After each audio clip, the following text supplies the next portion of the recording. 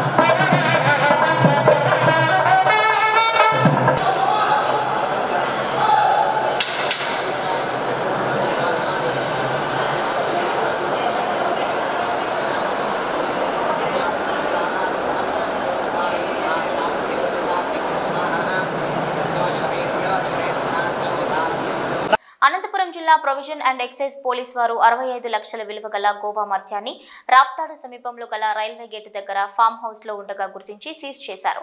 అందులో 4 మద్యం తరలిస్తున్న వారిని కూడా పట్టుకున్నారు.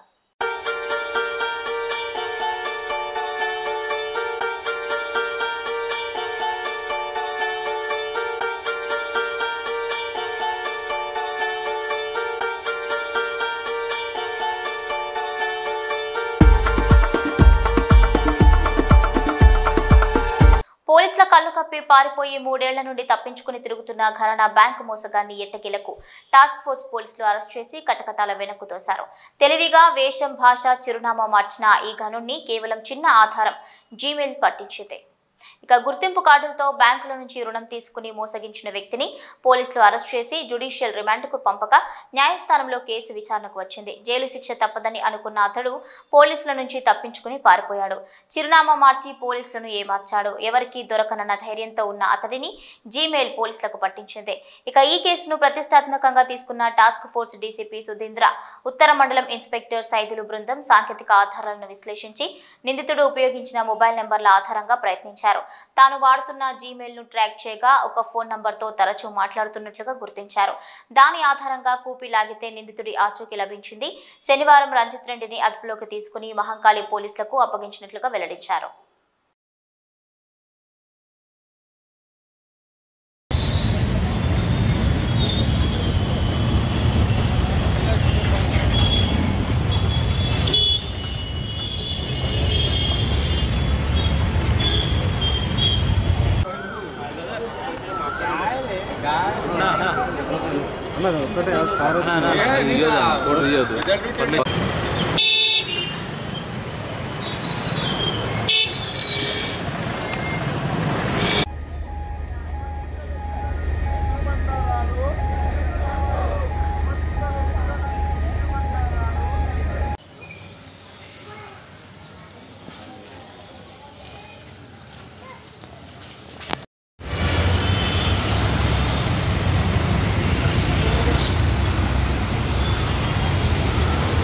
శీతాకాలం కావడంతో కాశ్మీర్ను మంచు కమ్మేసింది.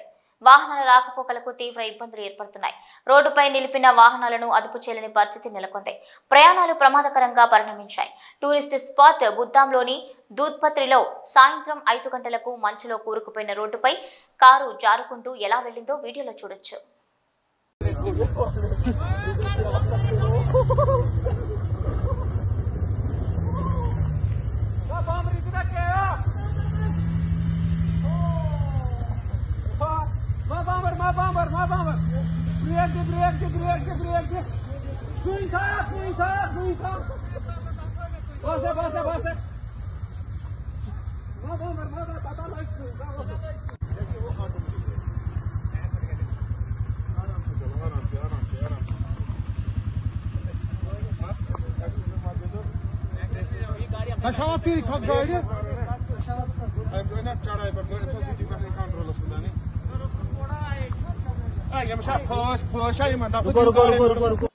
ఖమ్మం నూతన కలెక్టరేట్ కార్యాలయంలో గల ట్రెజరీ విభాగంలో ఏసీబీ అధికారులు దాడులు నిర్వహించారు. పెన్షనర్ కు రావాల్సిన 4 లక్షలకు గాను 40,000 డిమాండ్ చేసినందుకు సీనియర్ అసిస్టెంట్ పి నాగేష్ ను పట్టుకున్నారు ఏసీబీ అధికారులు.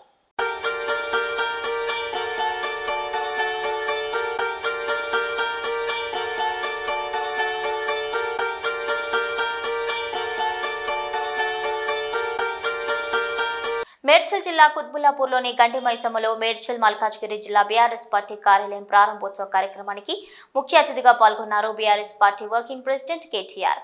అనంతరం తెలంగాణ తల్లి విగ్రహ ఆవిష్కరణ చేశారు కేటీఆర్.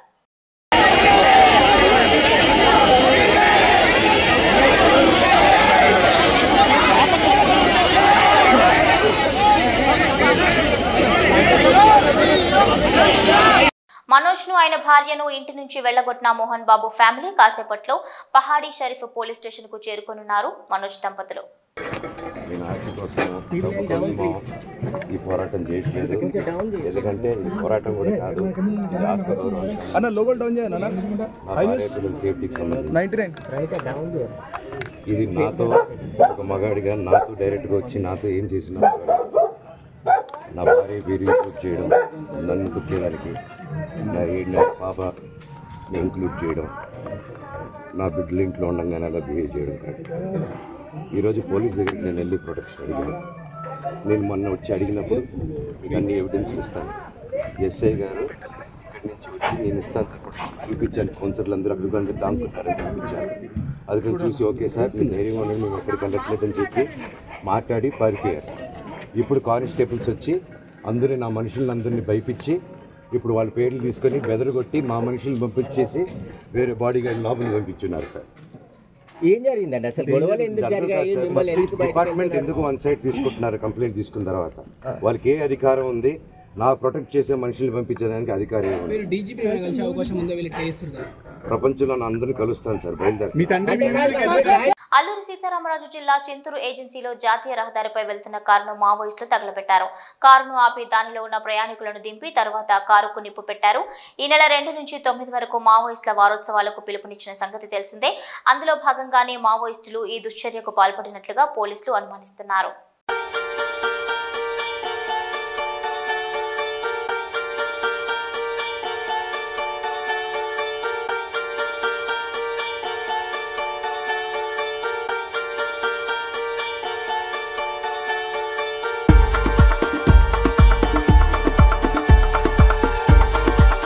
విశాఖ పోర్టులోని కంటైనర్ టెర్మినల్లో ఆకస్మికంగా తనిఖీలు నిర్వహించారు రాష్ట్ర పౌర సరఫరాల శాఖ మంత్రులు నాదెండ్ల మనోహర్.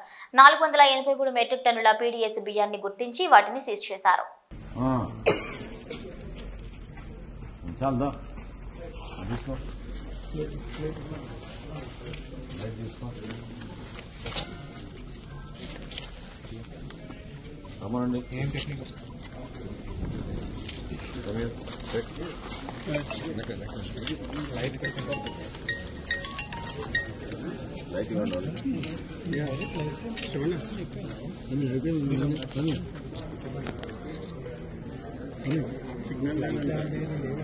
జరిగిన తనిఖీల్లో 3 గోడౌన్లు 9 కంటైనర్లు 543 పీడిఎస్ రైస్ స్వాధీనం చేసుకున్నాం. తప్పకుండా ఇంకా ఇన్వెస్టిగేషన్ జరుగుతోంది. ఇంకా లోతుగా ఆ వ్యవహారాన్ని పైన డాక్యుమెంటేషన్ అవన్నీ తీసుకున్న తర్వాత జాయింట్ కలెక్టర్ గారి ఆధ్వర్యంలో టీమ్స్ ఫామ్ చేశాం. వాళ్ళు కరెక్ట్గా మీకు వివరాలు ఇస్తారు.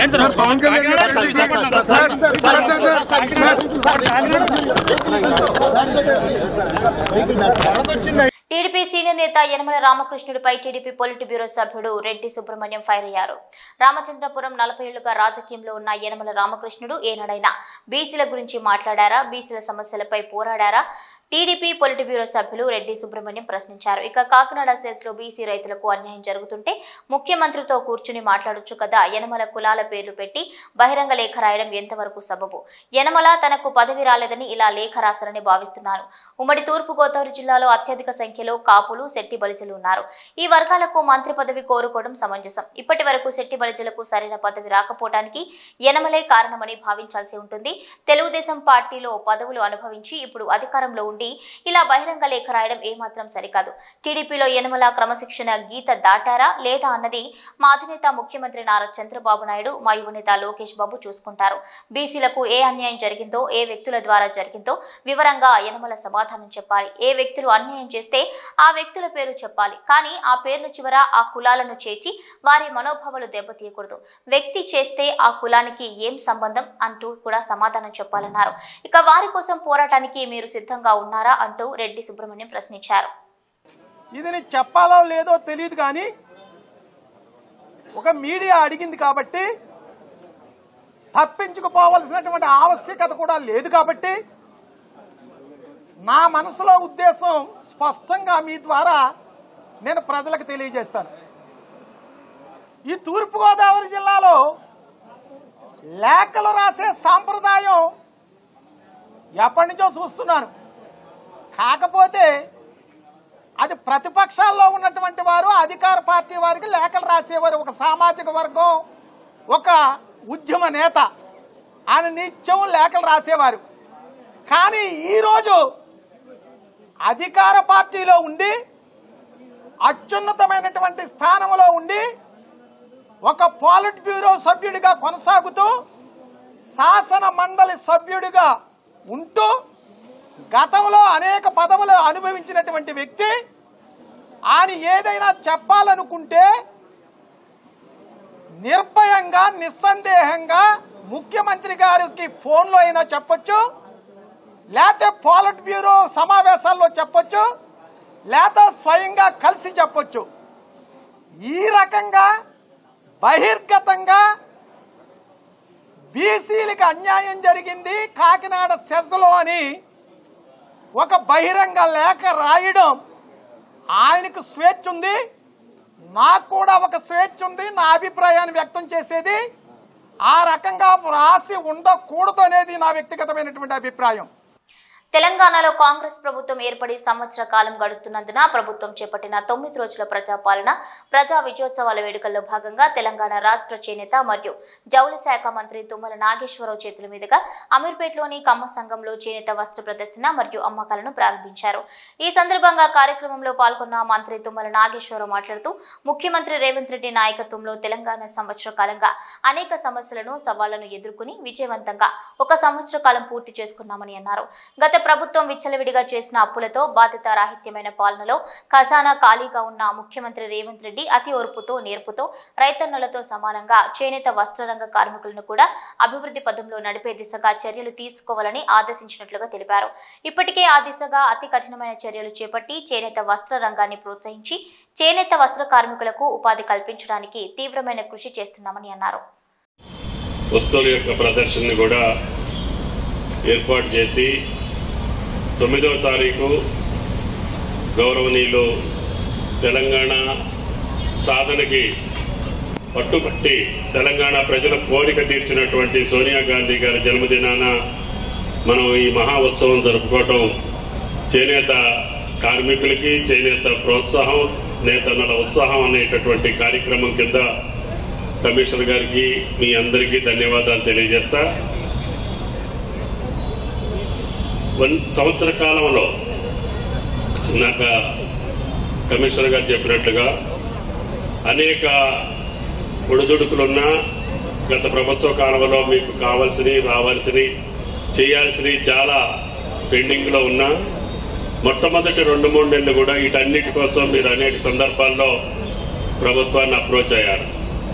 వీటన్నిటినీ కూడా ముఖ్యంగా మీ విషయాల పట్ల, ఈ పరిశ్రమ పట్ల, చేనేత కార్మికుల యొక్క స్థితిగతుల పట్ల అవగాహన ఉన్నటువంటి కమిషనర్ గారిని మళ్ళీ ఆ పోస్టులో పెట్టండి, మాకు త్వరగా ఎసులుబాటు అవుతుంది కాబట్టి మేము ముందుకెళ్ళడానికి అవకాశం ఉంటుంది అని చెప్పి వచ్చిన పెద్దలందరూ మమ్మల్ని అడిగారు. తర్వాత ముఖ్యమంత్రి గారు అదే కార్యక్రమాన్ని పూర్తి చేశారు. చేసినందుకు ఆమె గారు పట్టుబట్టి ప్రభుత్వం అనుకూలంగా ఆర్థిక పరిస్థితి లేకపోయినా చేనేతకి రైతన్నలకు ఏ రకంగా చేస్తున్నారో నేతన్నలకు కూడా అదే పద్ధతిలో చేయాలని చెప్పి 874 కోట్లు సంవత్సర కాలంలోనే పాత బాకీలతో సహా మీకు రావాల్సినటువంటి సబ్సిడీలతో పాటు మిగతా కార్యక్రమాలన్నీ చెప్పారు. నేతన్న చేయూత కావచ్చు, నేతన్న భరోసా కావచ్చు, నేతన్న బీమా కావచ్చు, అభయహస్తానికి సంబంధించినటువంటి సమస్య.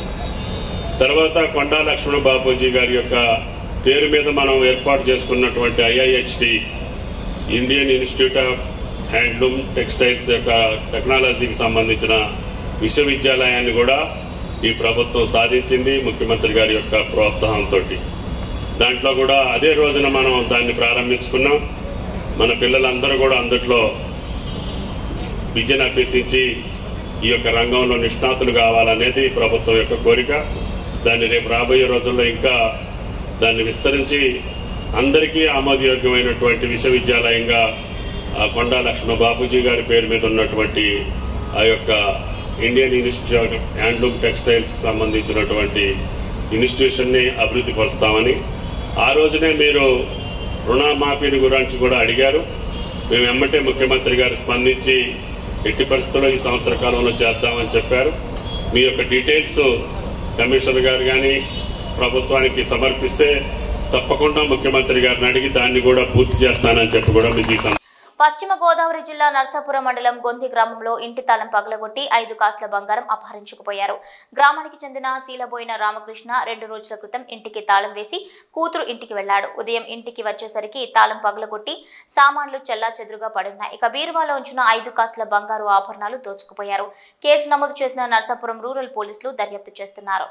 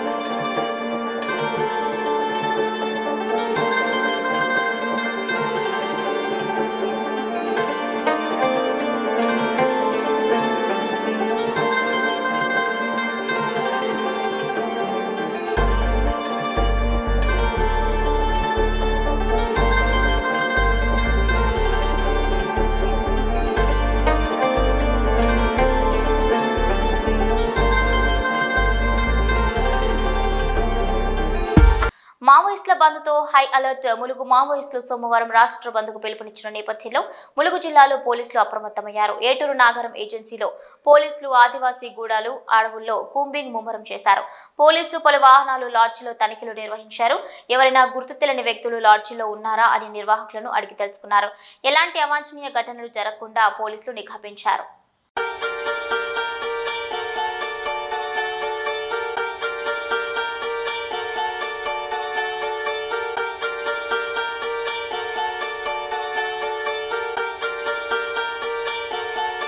మేడ్చల్ మండలం బండమాధారం మరియు రాయులపూర్ గ్రామ మధ్యలో ఉన్న పంట పొలాల్లో దూసుకెళ్లిన చాణక్య విజన్ స్కూల్ బస్సు తప్పిన పెను ప్రమాదం. డ్రైవర్ నిర్లక్ష్యంతో పంట పొలాల్లోకి దూసుకెళ్లింది బస్సు. సకాలంలో స్పందించిన గ్రామస్తులు బస్సును గట్టు మీదకు చేర్చారు. ప్రమాదం జరిగిన సమయంలో బస్సులో 20కి పైగా విద్యార్థులున్నారు. ఇక స్కూల్ వదిలిన తర్వాత రాయులపూర్ నుండి బండమాధారం గ్రామంలోకి వస్తుండగా ప్రమాదం జరిగింది. సకాలంలో స్పందించి విద్యార్థులను రక్షించి బస్సును రోడ్డుపైకి చేర్చారు గ్రామస్తులు. ఎవరికి ఎలాంటి అపాయం కాలేదు. స్వల్ప గాయాలతో బయటపడ్డారు విద్యార్థులు. ఇక ఊపిరి పీల్చుకున్నారు విద్యార్థుల తల్లిదండ్రులు.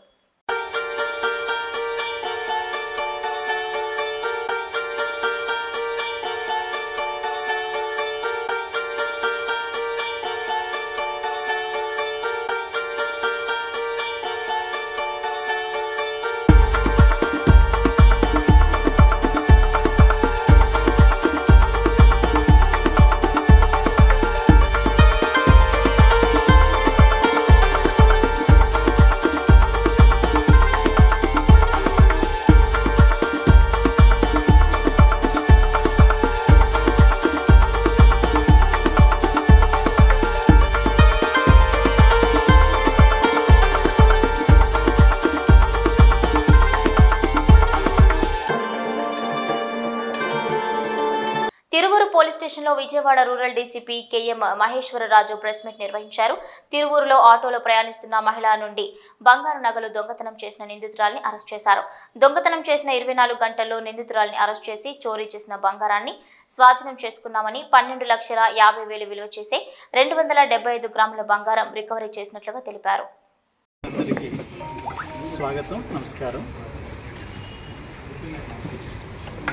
7వ తారీఖున మనకు పోలీస్ స్టేషన్లో, తిరువూరు పోలీస్ స్టేషన్లో ఒక కంప్లైంట్ రావడం జరిగింది. ఆ కంప్లైంట్ ఫిర్యాదుదారు వచ్చి కంచి నవ్యశ్రీ, తండ్రి వెంకటేశ్వరరావు, 20 సంవత్సరాలు, పాత తిరువూరు. కంప్లైంట్ వివరం ఏంటంటే, వాళ్ళు విజయవాడ నుంచి తిరువూరికి వస్తూ ఉండగా ఒక బస్సులో వచ్చారు. బస్సులో నుంచి తిరువూరులో దిగి మళ్ళీ ఒక ఆటోలో ఎక్కి వాళ్ళ ఇంటికి వెళ్ళారు. ఇంటికి వెళ్ళి చూసుకోగా వాళ్ళ దగ్గర ఉన్న బ్యాగ్లో ఉన్న బంగారపు ఆభరణాలు, దాదాపు 275 గ్రాముల ఆభరణాలు ఎవరో తెలియని వ్యక్తులు దొంగలించినట్టుగా మనకు కంప్లైంట్ ఇవ్వడం జరిగింది. మనకు ఆ రోజు అంటే 7వ తారీఖు సాయంత్రం 6:30కి కంప్లైంట్ రావడం జరిగింది. ఈ నేరం జరిగిన సమయం వచ్చి దాదాపు 1.5 గంట ప్రాంతంలో జరిగింది. వాళ్ళు ఇంటికి వెళ్ళి బ్యాగులు అవన్నీ చూసుకొని 6:30కి పోలీస్ స్టేషన్కి వచ్చి కంప్లైంట్ ఇవ్వడం జరిగింది. వెంటనే ఆ కంప్లైంట్ని crime number 359 of 2024 under section 303 clause 2 of BNS section కింద కేసు నమోదు చేసి, ఇది 275 గ్రాములు కాబట్టి దాదాపు 13,75,000 విలువ కలిగిన ఆభరణాలు కాబట్టి ఈ క్రైమ్ని గ్రేవ్ క్రైమ్గా పరిగణించి సిఐ గారు, తిరువూరు సిఐ గారు గిరిబాబు గారు దర్యాప్తు చేపట్టడం జరిగింది. ఈ దర్యాప్తులో భాగంగా మన అనుమానాస్పదమైనటువంటి ప్రాంతాలు, ఆమె ప్రయాణించిన బస్సు ఏరియా, తర్వాత ఆటో దిగి మళ్ళీ ఆటో ఎక్కి ఇంటికి వెళ్ళిన ఆటోలో ఎక్కి ఇంటికి వెళ్ళిన ప్రాంతాలలో ఉన్న ముఖ్యమైన ప్రదేశాలలో ఉన్న సీసీ కెమెరాలను వెంటనే పరిశీలించడం జరిగింది. ఆ సీసీ కెమెరాలు ఒక దగ్గర కొంత సరిగా క్లారిటీ రాకుండా వచ్చినంత జరిగింది. ఆ క్లూ తీసుకొని ఆ ఆటో ప్రయాణించిన మార్గంలో ఇంకా కొన్ని ప్రాంతాలలో సీసీ కెమెరాలు వెరిఫై చేస్తే ఒక దగ్గర కొంచెం క్లారిటీగా రావడం జరిగింది. ఇవి బులెటిన్ అప్డేట్స్.